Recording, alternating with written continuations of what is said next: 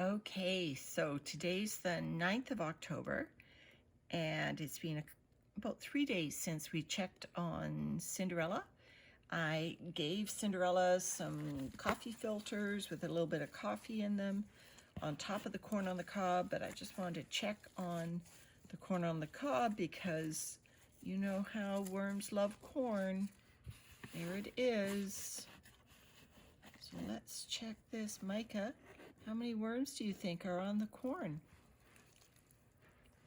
How many worms are on the corn on the cob now? Look at that. And look at underneath. Wow. Look at all the worms underneath the corn on the cob.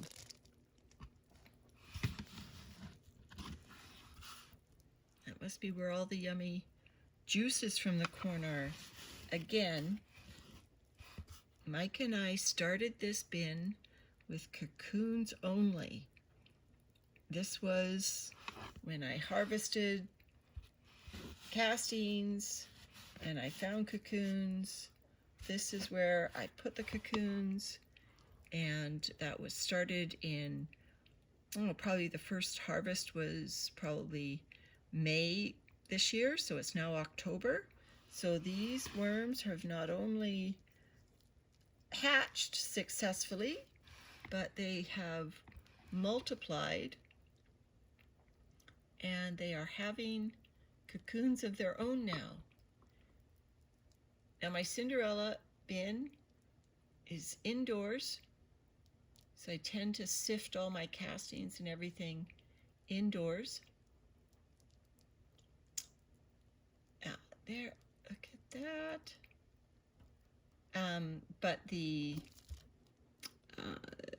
But it's uncovered, so it just sits here, and it has a plastic cover on the top of it, but no other lid. It's hard for me to bury this because I've got so many different things going on here. Oh, there's Granddad's hair, Micah. The worms are around it, but it's still visible. But you can see lots of new castings around it. Let me empty out this avocado shell and we'll see what's in it. Oh, worms. And the avocado shell isn't even empty. There's still worms left in it. So let me give it a little bit of maybe I have to scoop it a little with my finger. There we go. So this avocado shell was empty, but it's got something in it. I'm not sure what. But yes, it has Granddad's hair in it from his haircut, his home haircut. So I might put the hair back in the avocado shell because that's a good place for us to watch how the hair is doing. And I'll just find a spot to bury the avocado right here.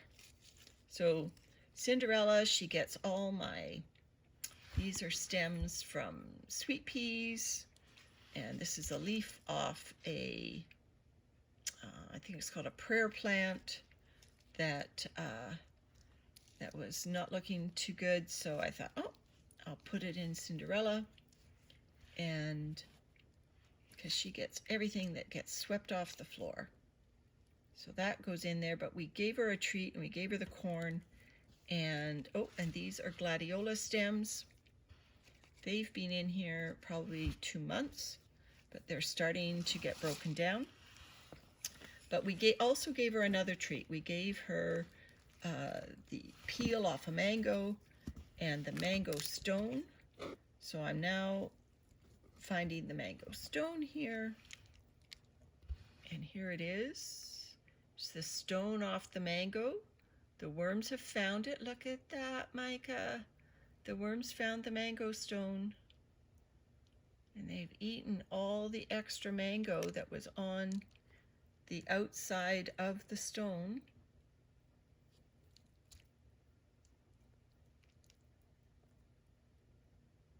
And now look at that.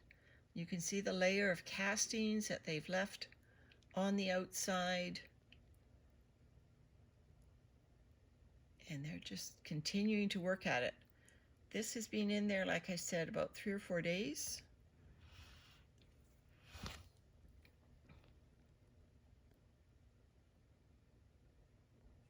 So let me zoom out a little bit, and I'll bury that mango stone back here. So yeah, Cinderella, she gets all of my sweeping off the floor, everything that we're trying to stop putting things in the garbage as much, or even in our own compost piles. Like making worm castings out of it is our preferred way of composting now. So if we can, we compost it with the worms. And over here on this side of the bin is the mango peel. So let me just see if I can find the mango peel. Just pull back these egg cartons. It's in here somewhere. Now it has already been in here, like I said, 3 or 4 days. So the worms will be into it. They're already into the mango stone. So that means the peel, oh, there it is. Here's the mango peel. So it's got some sweet pea stems in it, which is fine. This bin was getting a little dry. Obviously floor sweepings don't have a lot of moisture in them, so that's why I also elected to give Cinderella a proper feeding of, well, these are fruit scraps, because look at the beautiful moisture, and the worms are loving that moisture because this bin was a little dry. So let me separate these mango peels so they're not cupped together, and that way the worms can get into both levels. So there's that one. I guess there's 3 different sections to the mango, so we'll separate them out, and then there we go. Cover them up a little bit. So what I'm doing is I'm migrating all these big chunks to this end of the bin, and trying to do a gentle horizontal migration for these worms. The Cinderella bin has never been harvested. Like I said, these are mostly juvenile worms, so you know, I wasn't expecting them to produce castings in sort of the 3-4 month time frame that other worm farms can produce, especially when they're indoors at a constant temperature. So I'll just turn the bin around. She's on a bit of a shelf here. So let me show you the other side. And so this is the side I'm migrating them away from. And obviously, oops, they're not finished castings, but they are getting, they're sort of turning that corner between castings and bedding. So you still see some sweet pea stems in there. Obviously there's still bits of cardboard and whatnot, and I actually think I buried a last scrap of mango peel that I found, and I didn't want to disturb the other pile. So I think there's a little bit of mango on this side. But this, you can see how light and fluffy they are, and they're also turn that corner between castings and bedding. So I really think it won't be long. Here's the there's this mango. Nope, this is egg carton. So I don't think it'll be long before this section of the bin will, I can do a partial harvest. What I do is I'll just, you know, uncover this side so it doesn't even have cardboard on top for a few days, and that will also act as a gentle deterrent for the worms to hang around in here. Right now I don't mind them hanging around in here because they are finishing they are producing castings in this area. But what I will do is probably in a few weeks, I will uncover this and leave it uncovered. That will encourage it to dry out even more thoroughly. And, oh, there's some more. Granddad's hair, bright white hair.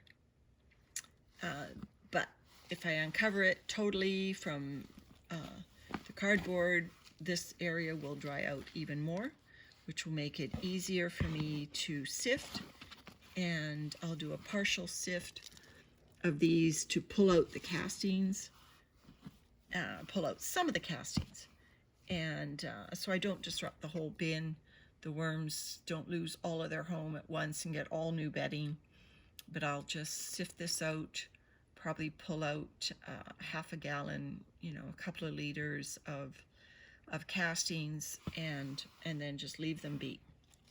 Here's a little fellow hanging out on the cardboard. But yeah, the worms are doing great in here. These, like I said, they all began as cocoons of various varieties. Red wigglers and blue worms for sure.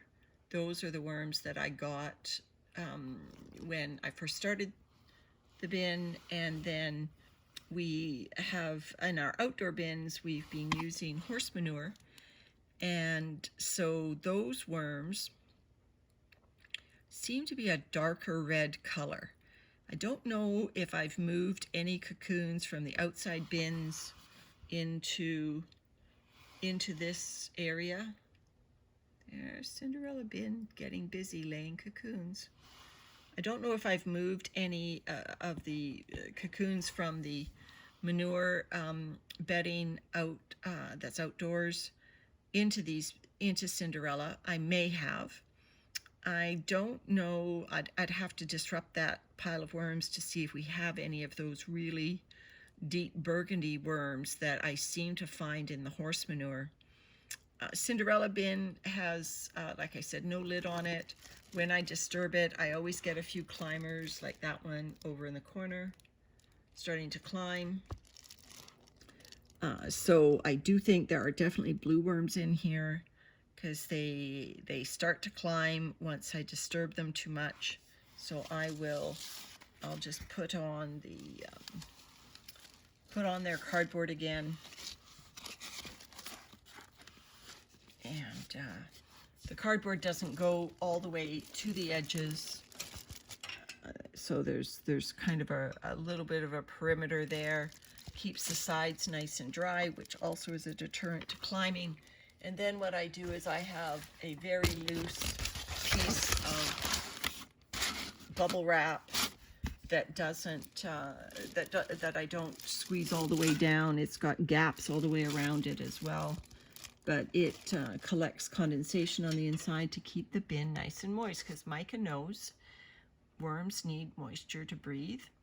And between the cardboard on the top and the bubble wrap on top of that, it keeps the moisture in so that the worms can breathe through their skin. That's how they get their oxygen. Okay, so that's great news. We've got lots of worms around the corn, and they're starting to get into the mango, but they haven't quite eaten Granddad's hair. So we'll check on these again, probably in less than a week, Micah, and I'll give you another update. Bye for now.